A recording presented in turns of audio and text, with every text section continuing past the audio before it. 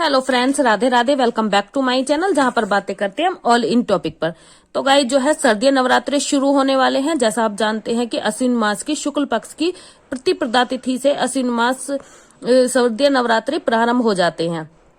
इस बार जो शुरू हो रहे हैं नवरात्रे, वो 15 अक्टूबर दिन रविवार से शुरू हो रहे हैं और जो उनका समाप्त है वो 23 अक्टूबर दिन सोमवार के दिन, यानी नौमी तिथि आपको 23 अक्टूबर के दिन मिल रही है। जो पहला नवरात्रा है वो आपको 15 अक्टूबर को मिलेगा, जो दूसरा नवरात्रा है 16 को, तीसरा 17 को और चौथा 18 तारीख को, जो पांचवा है वो 19 को और जो छठा नवरात्रा है आपको 20 तारीख को मिल रहा है। जो सप्तमी तिथि मिल रही है आपको 21 तारीख को मिल रही है और जो अष्टमी तिथि है आपको वो मिल रही है आपको 22 तारीख को।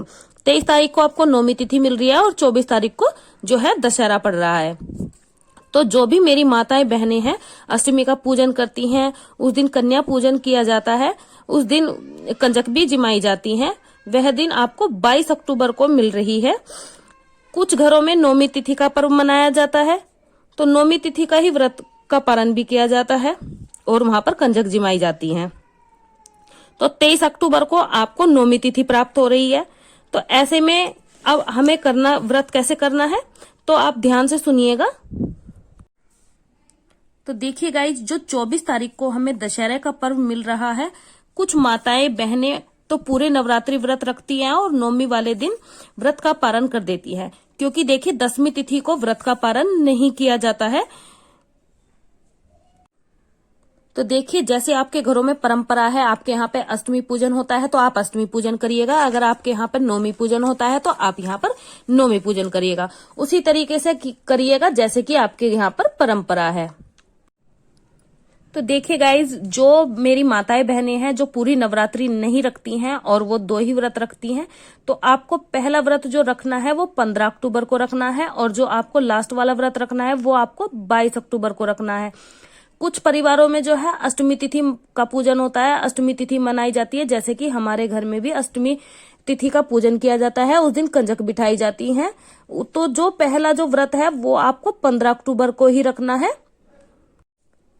और जो दूसरा व्रत है वो आपको सप्तमी के दिन रखना है। यानी कि जो पहला जो व्रत है वो आपको पहले दिन ही रखना है और जो दूसरा व्रत है वो आपको सप्तमी वाले दिन रखना है। जो आपकी जो चौकी है वो आपको नौमी तिथि को नहीं हटानी है, दसवीं तिथि को ही हटानी है, क्योंकि नौमी तिथि में जो चौकी नहीं हटाई जाती है, नवरात्रि का मतलब क्या है कि 9 रातें, तो 9 दिन तक आपको लगातार पूजा करनी है, या आप व्रत रख रहे हैं या फिर नहीं रख रहे हैं। तो देखिए गाइस, जो चौकी होती है वो नौमी तिथि में नहीं हटाई जाती है, तो आपको उसको दसवीं तिथि में ही हटाना है। 9 दिन तक आपको लगातार पूजन यहाँ पर करना है। तो देखिए गाइज, ऐसा नहीं होता है आपने अष्टमी तिथि का पूजन किया और अष्टमी को ही चौकी हटा दी, ऐसा नहीं किया जाता है। चौकी नौमी तिथि को भी नहीं हटाई जाती है, तो आप कोशिश करके दसवीं तिथि को ही चौकी हटाइएगा।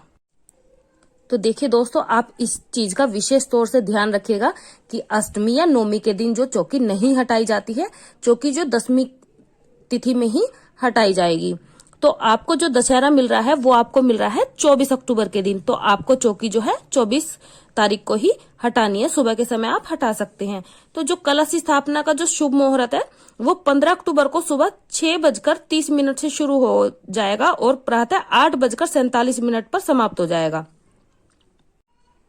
तो आपको सुबह का घट स्थापना का जो समय है वो मैंने आपको बता ही दिया है। फिर से रिपीट कर देती हूँ, 6:30 से शुरू हो रहा है और 8:47 पर ये समाप्त हो जाएगी। जो आप सुबह सुबह घट स्थापना कर लीजिएगा। अगर आप सुबह के समय भी घट स्थापना, तो देखिए गाइज, अगर आप सुबह सुबह घट स्थापना नहीं कर पा रहे हैं तो आपको जो अभिजीत समय है उसका शुभ मुहूर्त है जो सुबह 11:44 से शुरू हो रहा है और 12:30 दोपहर तक, यानी कि आपको 46 मिनट यहाँ पर मिल रहे हैं। तो समय आपको दोबारा बता देती हूँ, जो अभिजीत समय शुभ मुहूर्त है वो 11:44 से 12:30 दोपहर को, यानी कि 46 मिनट आपको प्राप्त हो रहे हैं। तो गाइस देखिए, आप अगर सुबह नहीं कर पा रहे हैं तो अभिजीत मुहूर्त में आप घट स्थापना कर सकते हैं। कोशिश करिएगा कि आप सुबह के समय ही घट स्थापना करें। तो देखिए गाइस, जो सर्वपितृ अमावस्या है उसके बाद आपको अपने घर में गंगा जल छिड़कना है, माता को आपको पंचामृत से स्नान कराना है, सुंदर पोशाक पहनानी है, उनका सुंदर श्रृंगार करना है, अपने मंदिर को अच्छे से साफ करना है, माता की चौकी लगानी है और माता रानी को उस पर स्थापित कर देना है। तो देखिए गाइज, मैंने आपको इसमें लगभग सारी बातें बता दी हैं। अगर आप नवरात्र से रिलेटेड और भी बातें मेरे से पूछना चाहते हैं तो आप कमेंट बॉक्स में जरूर कमेंट करके बताइएगा।